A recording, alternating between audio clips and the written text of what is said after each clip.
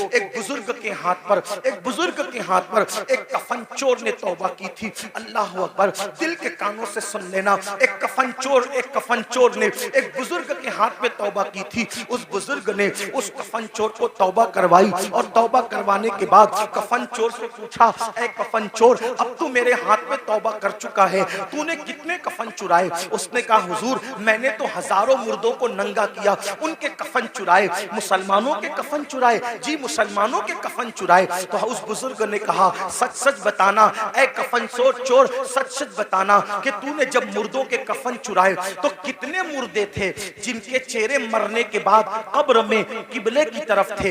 ध्यान से सुनना, तवज्जो से सुनना, थोड़ा मिंबर वालों से भी तवज्जो चाहता हूँ, बात न करें, बहुत नवाजिश होगी आपकी। मैं आपकी मालूमात में इजाफा नहीं कर सकता, लेकिन आपकी दुआएं जरूर ले सकता हूँ, आपकी भी तवज्जो चाहता हूँ। मेरी बात गौर से सुने, मैं एंड की तरफ बात को लेकर के जा रहा हूँ, ध्यान से सुनो। कफन चोर से बुजुर्ग ने पूछा, तूने हजारों मुसलमानों के कफन चुराए, ये बता कितने मुसलमान थे जिनके चेहरे किबले की तरफ थे और कितने मुसलमान थे जिनके चेहरे किबले से फिरे हुए थे? तो उसने कहा, हजरत अल्लाह की कसम खा के कहता हूँ, अब तो मैं आपके हाथ पे तौबा करके नेक बन चुका हूँ। अगर मैंने 100 मुर्दों की लाश को खोला, 100 मुर्दों की कब्रों को खोला और उनकी लाश को मैंने नंगा किया, तो 100 मुर्दों में से 99 मुसलमान ऐसे थे जिनके चेहरे किबले से फिरे हुए थे। 100 मुर्दों में से 99 मुर्दे ऐसे थे जिनके चेहरे किबले से फिरे हुए थे। एक मुसलमान मिलता था 100 में एक जिसका चेहरा किबले की तरफ होता था। उस बुजुर्ग ने अपने पीरो मुर्शिद को खत लिखा, हुजूर ये बताएं, अल्लाह अकबर, हुजूर ये बताएं कि मरने के बाद लोगों के चेहरे कब्रों में क्यों फिर जाते हैं? बुजुर्ग ने लिखा, बेटा जो लोग दुनिया में रसूलुल्लाह की सुन्नत से मुंह फेर लेते हैं, जो लोग दुनिया में रसूलुल्लाह की सुन्नत से मुंह फेर लेते हैं, मरने के बाद उनके चेहरे किबले की तरफ नहीं होते। ऐ मेरी कौम के जवानों, क्या डर नहीं लगता? क्या कब्र में नहीं जाना? क्या अल्लाह को मुंह नहीं दिखाना? जो सुन्नत से मुंह फेर ले, कब्र में उसका चेहरा किबले की तरफ नहीं होगा। हमने तो फर्ज से मुंह फेरा है, हमने तो फराइज से मुंह फेरा है। अल्लाह अकबर, नमाज छूट रही है, माथे पर शिकन तक नहीं है। अल्लाह अकबर, सूद के धंधे कर रहे हैं, हराम कारोबार कर रहे हैं, माथे पे शिकन तक नहीं है, झूठ बोल रहे हैं। ये फर्ज है झूठ से बचना फर्ज है। अल्लाह अकबर, झूठ बोल रहे हैं, माथे पर शिकन तक नहीं है, नाप तौल में कमी कर रहे हैं, माथे पर शिकन तक नहीं है, औरतों पे पाप की नजर डाल रहे हैं, माथे पर शिकन तक नहीं है। कितने जराइम करोगे? कब तक जराइम करोगे? कितने गुनाह करोगे? कब तक गुनाह करोगे? अल्लाह बहुत दिन तक मोहलत नहीं देगा, याद रखना। भाई साहब थोड़ा रहम फरमा दे, अरे रहम कर दे, थोड़ा सुन ले, बात हट जाए, चुप हो जाए सब लोग, बात तो सुने ना मेरे भाई। मैं बात कर रहा हूँ, आप लोग बात सुने, मैनेजमेंट आप सब लोग सुन लेंगे। एक बार आप भी बैठ जाएं, मेहरबानी करें, आप भी बैठ जाएं, सब बैठे। ये क्या तमाशा लगा, इतनी बड़ी महफिल सजाई, इतनी अच्छी महफिल सजाई, और आप लोग हैं कि कोई, भाई आप भी बैठ जाएं, अल्लाह रहम करे, आप भी बैठ, क्यों बोलते हैं, बैठ जाए, सब बैठे, अरे सब बैठे, आप भी बैठे। एक बार सब दुरूद शरीफ पढ़ें। अल्लाहुम्मा सल्ली अला। आप मत बोले भाई, किसी को मत बोले, मैं बोल रहा हूं, आप दुरूद शरीफ पढ़ें भाई, दुरूद शरीफ पढ़ें। अल्लाहु रब्बु मुहम्मदिन सल्लल्लाहु अलैहि वसल्लम नहनु इबादु मुहम्मदिन। ये बीच में आप जब बोलते हो ना तो जहन मुंतशिर होता है। चूंकि मैं तकरीर याद करके नहीं आता, देखो जो तकरीर याद करके आते हैं ना, आप कुछ भी करें उसको डिस्टर्ब नहीं होगा, वो याद करके आप फटाफट बोलता रहेगा। लेकिन मैंने याद करके मैंने तकरीर कभी याद नहीं की। मैं आप की तवज्जो को देख करके फिर अल्लाह ताला जो सुझाता है वो बोलता हूं, तो मेरे ज़हन से बात निकलती है, फिर मैं बात आप खत्म कर देता हूं। एक बार दुरूद शरीफ बुलंद आवाज से पढ़ लो। अल्लाहु रब्बु मुहम्मदिन सल्लल्लाहु अलैहि वसल्लम नहनु इबादु मुहम्मदिन सल्लल्लाहु अलैहि वसल्लम सलातु व सलामुन अलैका या जद्दल हसन वल हुसैन। तवज्जो करें कि जब सुन्नत से कोई मुंह फेरे तो उसका चेहरा मरने के बाद किबले की तरफ नहीं होगा।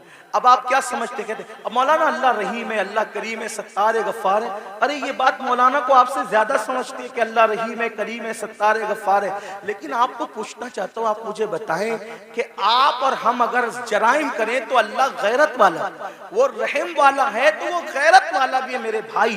उसकी गैरत की तरफ तवज्जो क्यों नहीं करते?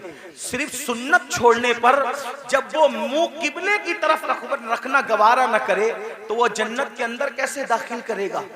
उसकी खुफिया तदबीर से डरो कि दुनिया में पहली और आखिरी बार आए हो।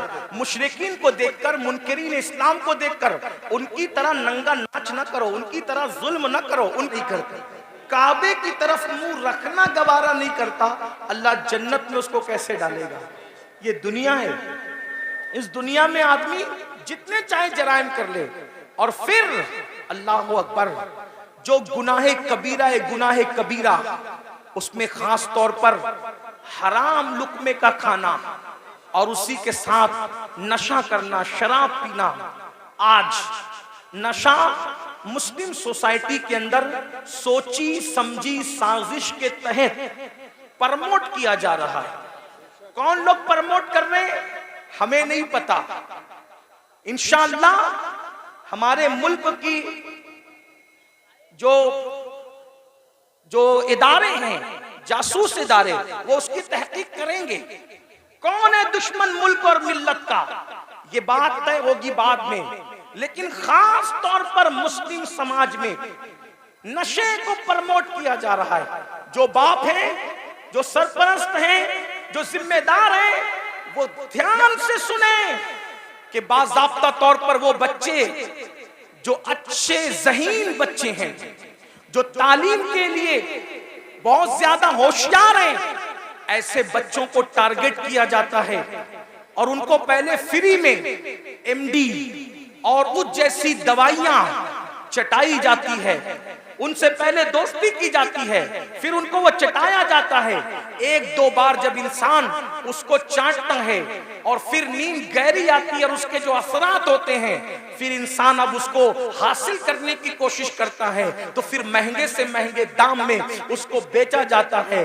तो पैसा भी बर्बाद, जिंदगी भी बर्बाद। ऐ मुसलमानों, अपने बच्चों को कीमती से कीमती लिबास दो, अपने बच्चों को अच्छे से अच्छा खिलाओ, अपने बच्चों के हर शौक पूरे करो, लेकिन उस पर औकाब की तरह नजर रखो कि तुम्हारे बच्चे किसकी सोहबत में बैठते हैं, किसके पास बैठते हैं, किसके साथ रहते हैं। याद रखना, मुसलमानों के टैलेंट से लोगों को बहुत खौफ है, इसलिए कि ये मुल्क ही नहीं बल्कि दुनिया के तमाम ममालिक पर अगर सैकड़ों साल अगर किसी ने हुकूमत की है तो वो सिर्फ ला इलाहा इल्लल्लाह पढ़ने वाली कौम है। मुसलमानों को हुकूमत करने का शऊर आता है, मुसलमानों को सियासत करने का शऊर आता है, मुसलमानों को तिजारत करने का शऊर आता है। दुनिया जानती है जिस दिन मुसलमान तिजारत की मंडी में डट जाएगा, किसी माँ ने ऐसा लाल पैदा नहीं किया जो वो मुसलमान का मुकाबला कर सके। जब हम ताजिर थे हमारे मुकाबले में कोई ताजिर नहीं था, जब हम सियासत कर रहे थे हमारे मुकाबले में कोई सियासतदान नहीं था, हम इल्म के मैदान में डटे थे हमारे मुकाबले में कोई नहीं था। दुनिया के सारे इंसान बगदाद में और मिस्र में हमारे दरवाजों पर कासे गदाई लेकर इल्म की भीख मांगा करते थे। हाँ हाँ, हम ही थे जो लोगों को जागीरे भीख में अता करते थे, हम ही थे जो लोगों को माला माल करते थे। ऐ मेरी कौम के जवानों, लोगों को तुम्हारे टैलेंट से खतरा है, इनको पढ़ने मत दो, इनको आगे बढ़ने मत दो, इनको तिजारत करने मत दो, इनको जो है माश और मैशत की तरफ आगे बढ़ने मत दो, इनको गानों का आदी बना दो, इनको गेम का आदी बना दो, इनको नशे का आदी बना दो, इनको शराब का आदी बना दो। जालिमों, अपनी जिम्मेदारियों को महसूस करो। ये खिलौना मोबाइल का जो तुम्हारे हाथ में दे दिया गया है और अलग अलग गेम्स तुम्हें ला करके दे दिए गए हैं, कब तक गेम में डूबे रहोगे? गेम में मुब्तला करने वाले तुम्हारे खैर खान नहीं है, ये तुम्हारे तुम्हारे मुस्तकबिल को तबाह कर देना चाहते हैं। नशे में डुबाने वाले तुम्हारे खैर का नहीं है, ये तुम्हारे मुस्तकबिल को बर्बाद कर देना चाहते हैं। ऐ मेरी कौम के जवानों, हम गेम खेलने वाले लोग नहीं हैं, हम गेम खेलने वाले लोग नहीं हैं। हम तो नाखूने तदबीर से उम्मत की बिखरी हुई जुल्फों को संवारने वाले लोग हैं। हम तो कौमों के मुस्तकबिल को ताबनाक बनाने वाले लोग हैं। नौजवान किसी कौम का सरमाया होता है। अगर नशा करोगे खुद की फिक्र नहीं होगी, माँ बाप की फिक्र क्या करोगे? नशा करोगे खुद की फिक्र नहीं होगी, औलाद की फिक्र क्या करोगे? नशा करोगे खुद की फिक्र नहीं होगी, अपनी कौम की फिक्र क्या करोगे?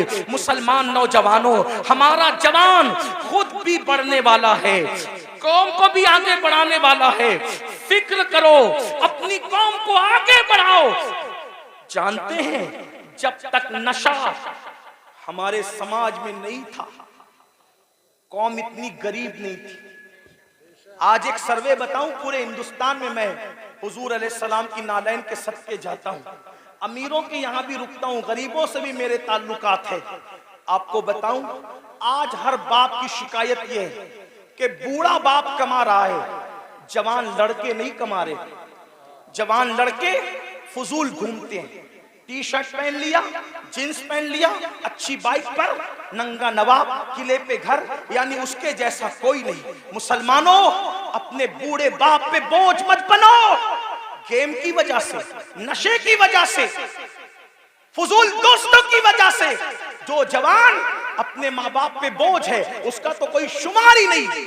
अगर नफली नमाजें भी तुम्हें अपने माँ बाप पे बोझ बना दे, इस्लाम उसको भी पसंद नहीं करता।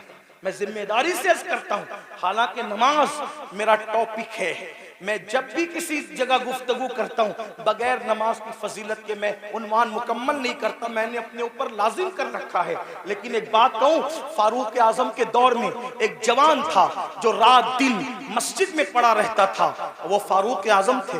फारूक आजम थे, किसी की रियायत कभी नहीं की।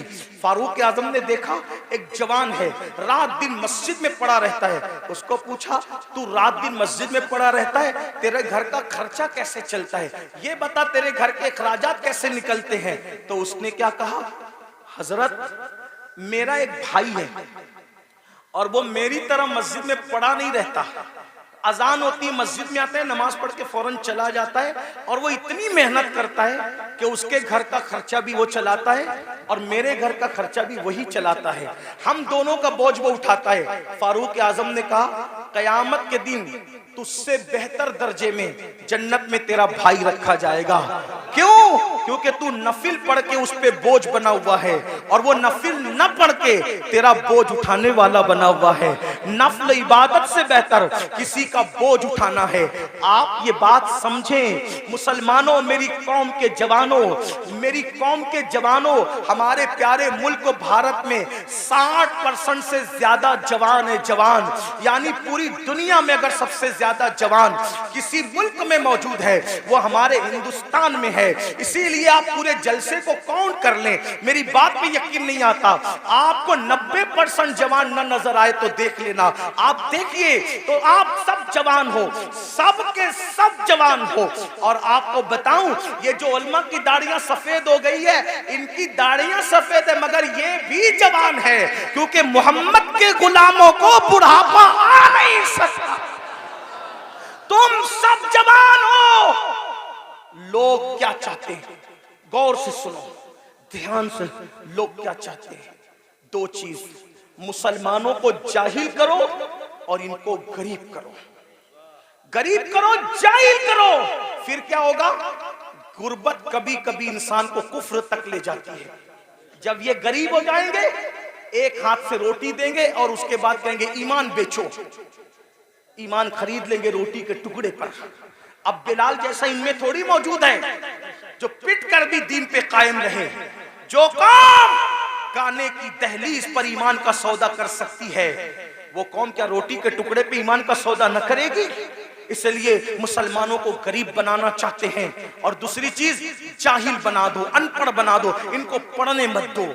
आप देख लें, आज हमारे बच्चे 10वीं से आगे नहीं बढ़ पा रहे, 9वीं से आगे नहीं बढ़ पा रहे हैं। थोड़ी थोड़ी सी तालीम हासिल करते हैं और फीस नहीं है इसलिए पीछे हट जाते हैं। इस कॉलेज महंगी है, पीछे हट जाते हैं। तालीम महंगी, पीछे हट जाते हैं। मैं कहता हूं अपने बच्चों को तालीम अधूरी से पीछे हटाने वालों, ये क्यों कहकर शोरूम से वापस नहीं आते कि कपड़े महंगे हैं, तालीम महंगी है, ये कहकर अपने बच्चों को ड्रॉप आउट कर लेते हो। आप हजरात ये कहकर बच्चों के कदमों को पीछे हटा लेते हो। मैं कहता हूं 1000 बार शोरूम से वापस आना पड़े कि मोबाइल महंगा है मैंने नहीं खरीदना, कपड़े महंगे मैंने नहीं खरीदना, जूते महंगे मैंने नहीं खरीदना, लेकिन तालीम महंगा करने वाला कितना भी महंगा कर दे, कितना भी महंगा कर दे, कितना भी महंगा कर दे, इल्म छोड़ूंगा नहीं। क्यों? क्योंकि मेरे नबी ने फरमाया, आका का फरमान सुनो, क्योंकि मेरे नबी ने फरमाया इल्म अगर सुरैया पे होगा तो मेरी उम्मत का बंदा वहां से भी इल्म लेकर आएगा। गोया के बताया जा रहा है ऐ तालीम को महंगा करने वाले, जा महंगा करके देख ले, आसमान तक तो तू तालीम को नहीं ले जा सकता, और अगर ले जाएगा तो मोहम्मद रसूलुल्लाह के गुलामों में इतनी ताकत है कि वहां से भी हम जाकर के इल्म को ले आएंगे।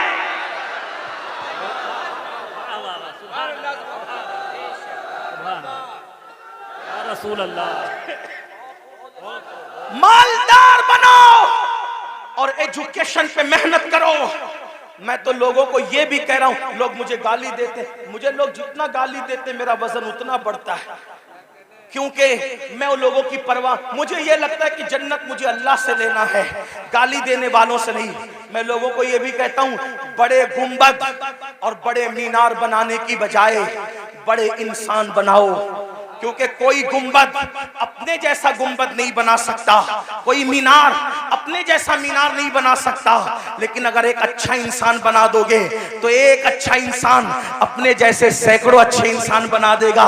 यही तो बात थी ना, रसूलुल्लाह ने हुसैन को अच्छा बनाया था, एक हुसैन ने दुनिया में करोड़ों हुसैनी पैदा कर दिए। एक चिराग से कितने चिराग बने, सिद्दीक अकबर जैसा अच्छा इंसान बनाया, फारूक आजम जैसा अच्छा इंसान बनाया, उस्मान गनी जैसा अच्छा इंसान बनाया, मौला अली जैसा अच्छा इंसान बनाया, अशरे मुबश्शरा जैसा अच्छा इंसान बनाया। इन अच्छों ने, इन चंद अच्छों ने कितने अच्छे अच्छे पैदा कर दिए कि वो दीन के मुहाफिज हो गए। तो मेरी गुजारिश है, देखो एक ताजमहल बनाया शाहजहां ने, लेकिन वो ताजमहल बनने को सदियां बीत गई, उस ताजमहल ने दूसरा ताजमहल तैयार नहीं किया। लेकिन आपको बताऊं आले रसूल अहमदी ने एक अहमद रजा पर नजर डाल करके अच्छा बनाया, तो उस अहमद रजा ने कितने अच्छे दिए। सदरुल शरिया जैसा अच्छा वहीं से मिलता है, शेरबे शेल सुन्नत जैसा वहीं से मिलता है, जफरुद्दीन बिहारी जैसा वहीं से मिलता है, अल्लाह मुहद्दिस आजम जैसा वहीं से मिलता है, मुफ्ती आजम जैसा वहीं से मिलता है, हुज्जतुल इस्लाम जैसा वहीं से मिलता है। तो पता क्या चला, अच्छे इंसान बनाने पे तवज्जो दो, इसलिए कि इमारतें खंडर बन सकती है, इंसानों को खंडरात में तब्दील नहीं किया जा सकता। इसलिए अपने बच्चों को अच्छा बनाओ। आज गुर्बत और जिहालत हम पे मुसल्लत इसलिए की जा रही है ताकि आपका ईमान ले, आपकी आबरू ले। आज अगर हमारी बच्चियां किसी का हाथ पकड़ कर जा रही है, इसमें 90% गुर्बत का अमल दखल, गुर्बत का अमल दखल है। गरीबी आदमी को कुफ्र तक ले जाता है। लेकिन एक बात बताऊं, गुर्बत से ज्यादा तरबियत न करने का अमल दखल है, क्योंकि गुर्बत कितनी भी हो, तरबियत अगर होगी तो फिर कोई कुछ छीन नहीं सकता। उलमा तो कह रहे हैं बहुत कहूं, लेकिन मैं आखिरी बात कह देता हूं, गुर्बत से ज्यादा तरबियत की कमी है।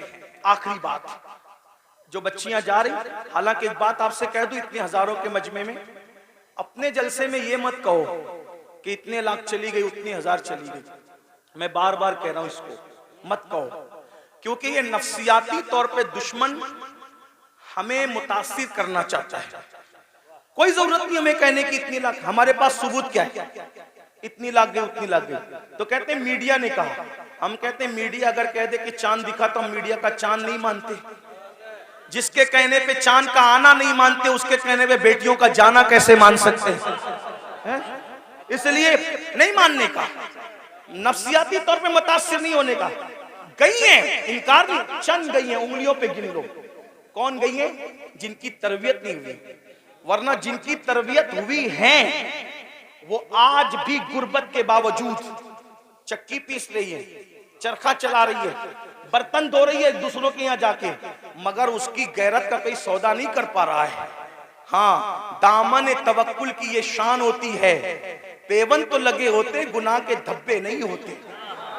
हाँ, हमारी कौम की बेटियों के दामन पर पेवन तो हैं, लेकिन गुनाह के धब्बे नहीं है। आज भी हमारी कौम की बेटियां इतनी पारसा और बागैरत है। मैं तो लोगों को कहता हूं, जितनी हमारी बेटियां पारसा है, आज उतनी किसी की मां में भी पारसाई नहीं है। हमारी बेटियों की तरह औरों में पारसाई नहीं है, लेकिन तरबियत का फुकदान है। जो बाप अपनी बेटी को बाजू में बिठा करके ज़िना का सीरियल देखे, जो बाप अपनी बेटी को बाजू में बिठाकर ज़िना का सीरियल देखे, उसकी बेटी भागेगी नहीं तो क्या होगा। जो भाई अपनी बहन के साथ गेम खेले, उसकी बहन और का हाथ में पकड़ेगी तो क्या होगा। तरबियत करो। कैसी तरबियत? सीरियल दिखाकर नहीं, फिल्में दिखाकर नहीं। अगर तरबियत करना है ऐसे करो जैसे सैयदा फातिमतुज ज़हरा की गई, जैसे खदीजतुल कुबरा ने जिंदगी गुजारी, जैसे अम्मा आयशा ने जिंदगी गुजारी, जैसे इमाम हुसैन ने अपने घर वालों की तरबियत की। उस पर एक आखिरी बात सुनने सबकी तवज्जो चाहता हूँ, खास तौर पे बहनों की। तरबियत हो, गुर्बत कुछ नहीं बिगाड़ती। तरबियत हो, गुर्बत कुछ नहीं बिगाड़ती। आइए, उससे बड़ी गुर्बत किसकी होगी जो करबला में अहलुल बैत को थी, नबी के खानदान को थी। अल्लाह अकबर। आइए, उस गुर्बत की हल्की सी अक्कासी करता हूँ। उस गुर्बत को देखना है, उस शामे गरीबा को देखो। अल्लाह अकबर। आए थे तो खैमे के अंदर नौजवानों की कसरत थी, खैमे गजगजा रहे थे नौजवानों से। अल्लाह अकबर। लेकिन जब जा रही है सैयदा ज़ैनब पाक करबला आई थी तो दर्जनों जवान थे घर में और खैमे गजगजा रहे थे कड़ियल जवानों की जवानी से। अली अकबर जैसा हम शबी रसूल शहजादा मौजूद है, हजरत कासिम जैसा शहजादा मौजूद है, हजरत अब्दुल्ला इब्ने अली, हजरत अब्बास काजी अब्बास अलमदार जैसा भाई मौजूद है, गरज के खानदान के कड़ियल जवान मौजूद है। लेकिन ज़ैनब सब कुछ लुटाकर करबला से जा रही है, किस शान से जा रही है। अल्लाह अकबर। सब शहीदों के सर काट लिए गए हैं, सब शहीदों के सर काट लिए गए हैं, सब शहीदों के सर काट लिए गए हैं, सर काट कर नेज़ों पे उठाए गए हैं और एक एक लाश पर 10 घोड़े मुतय्यन किए गए हैं। अल्लाह अकबर। वो सीना जिसको रसूलुल्लाह हाथ मलमल के सूंगा करते थे, वो सीना जिसको अपने सीने से लगा करके हुजूर अपनी जबान चुसाया करते थे और कभी मौला हुसैन की जबान चूसते थे। आज अल्लाह अकबर, उस सीने पर से कपड़ा हटा करके, बल्कि उस सीने पर रखे हुए कपड़े निकाल करके इमाम अली मकाम के जिस्म और शहीदों के जिस्म से कपड़े भी निकाल लिए गए और कपड़े निकाल करके एक एक लाश को 10 घोड़ों से कुचल दिया गया। घोड़ों से लाशें कुचली, लाशें कट पिट गई। अल्लाह अकबर। ऐसे आलम में अल्लाह अल्लाह शहीदों की कटी पिटी लाश से जब 12 या 13 मुहर्रम को सैयदा ज़ैनब कुबरा निकलती है तो किस शान से निकलती है। मौर्रिखीन लिखते हैं सैदानियों के हाथों को रस्सियों से बांध दिया गया था और पैरों में बेड़ियां डाल दी गई थी। अल्लाह अकबर। इमाम अहले सुन्नत के छोटे भाई उस्ताज़े ज़मन के बकौल उनकी तहरीर की रोशनी में बीबियों के ज़ेवरात तक छीन लिए गए, कानों की बालियां तक छीन ली गई, हत्ता के दुपट्टे तक छीन लिए गए। जिनके घर में इजाजत के बगैर जिब्रील नहीं आते थे, आज उनके सरों के दुपट्टे भी छीन लिए गए हैं। अल्लाह अकबर। वो इमाम ज़ैनुल आबिदीन जो कई दिन से बीमार हैं, 3-4 दिन के भूखे प्यासे हैं, गले में तोक डाला गया है लोहे का, हाथों में हथकड़ियां हैं, पैरों में बेड़ियां हैं और ऊंटों की नकेल उस बीमार के हाथ में दी जाती है। ज़ैनुल आबिदीन उस नकेल को पकड़ के गिर जाते हैं। जब गिरते हैं तो पीठ में तमाचे मारे जाते हैं। सैयद नसीरुद्दीन नसीर गोलड़वी कहते हैं, आखिर नसीर अदावत के भी कुछ न कुछ आदाब होते हैं। नसीर अदावत के भी कुछ न कुछ आदाब होते हैं। किसी बीमार को जंजीर पहनाई नहीं जाती, किसी बीमार को जंजीर पहनाई नहीं जाती। तमाचे मार लो, खैमे जला लो, कैद में रख लो, तमाचे मार लो, खैमे जला लो, कैद में रख लो। अली के गुल रुखों से बूवे ज़हराई नहीं जाती, अली के गुल रुखों से बूवे ज़हराई नहीं जाती। सोचो, गौर करो, ये करबला है, इस खानदान पे कितना जुल्म हुआ है, कितना मजलूम है ये खानदान।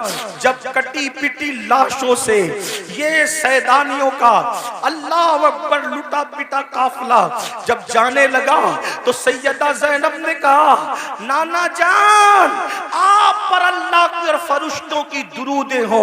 उस हुसैन को देखो जिसके लिए आप सजदे तवील करते थे, जिसके लिए आप सीने पे चढ़ाते थे, जिसे कंधों पे उठाते थे।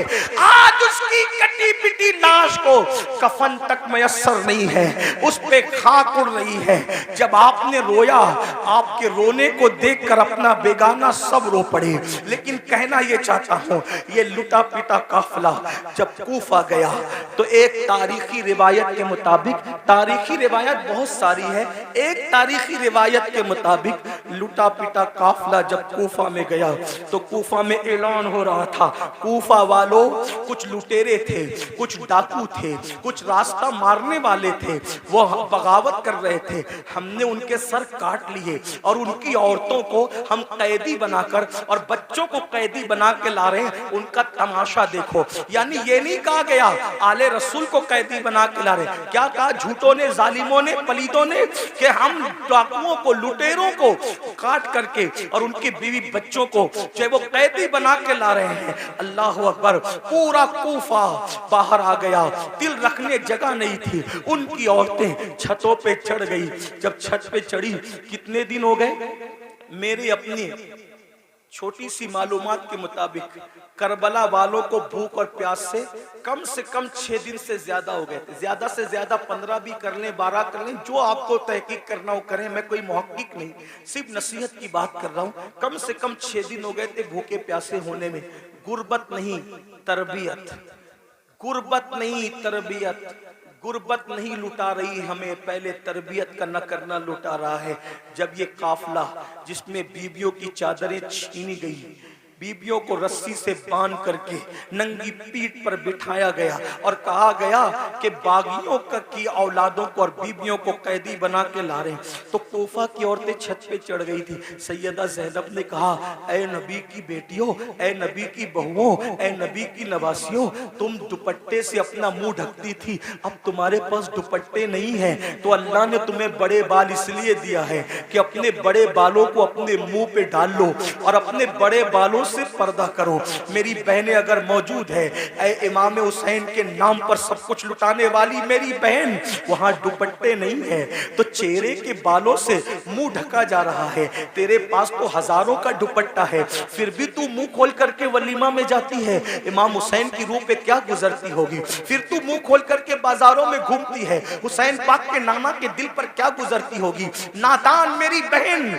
यजीदियों के तीर इमाम हुसैन के जिस्म को छलनी करते थे और तुम्हारी बदअमालियां इमाम हुसैन के सीने को छलनी करती है, इमाम हुसैन के दिल को छलनी करती है। यजीदी न बनो, सच्चे हुसैनी बनो। बहरहाल चेहरे पे बाल डाल लिए गए। कूफा की औरतें ने जब देखा, औरतों ने, छोटे छोटे बच्चे हैं, छोटे छोटे बच्चे हैं, औरतें हैं, तो उन्होंने रोटियां और खजूरें फेंकना शुरू की। सदका सदका सदका। आपसे पूछता हूं, गौर करना घर जाके, गर्मी मई के महीने में अगर 16-15 घंटे का रोजा हो जाए ना तो आदमी तस्बीह पढ़ता है लेकिन तस्बीह पे दिल नहीं लगता, दिल पूरा शरबत और पानी पे लगा रहता है। और सच्ची बात यह है, जब अजान होती है तो आदमी ये भी नहीं देखता मेरी अम्मी ने रोजा खोला कि नहीं, मेरे अब्बा ने खोला कि नहीं, बीवी ने खोला कि नहीं, बच्चे ने पानी पिया कि नहीं, सीधा गिलास में हाथ डालता पहले शरबत और पानी पीता है। 16 घंटे की भूख और प्यास सबको भुला देती है। ये हुसैन पाक के घर की तरबियत थी। 6 दिन से ज्यादा की भूखी प्यासी सकीना, शहजादी सकीना, जिसकी उम्र सिर्फ 7 साल की थी, जब रोटी आई सदका, तो फूफी की तरफ देख के कहती है, फूफी अम्मी हम तो आले रसूल है ना, हम पर तो सदका हराम है ना, तो क्या इतने दिन भूखे प्यासे रहने से सदका हलाल हो जाता है? इतने दिन भूखे प्यासे रहने से क्या सदका हलाल हो जाता है? तब सैयदा ज़ैनब ने गजबनाक होके कहा, ओ कूफा वालों, हम आले रसूल है, हम सदका खाने वाले लोग नहीं है। और अपनी भतीजी को कहा, मेरी बेटी हम सदका खाने वाले लोग नहीं, सदका न खाना। आपसे पूछना चाहता हूं, वो सदका, तवज्जो कर, वो सदका जो सिर्फ आले रसूल पे हराम है, तवज्जो, वो सदका जो सिर्फ आले रसूल पे हराम है, इतने दिन की भूख और प्यास के बाद जब उन लोगों ने वो हराम सदका नहीं खाया, तो वो सूद जो सूअर की तरह हराम है, वो सूद जो सूअर की तरह हराम है, वो शराब और नशा जो सूअर की तरह हराम है, वो लोग तैयब और ताहिर रोटियां सदके के नाम पे आए तो नहीं खाते, और तुम कैसे हुसैनी हो कि जो शराब सूद सूअर की तरह हराम है, तुम उसको खा करके हुसैनी बनना चाहते हो?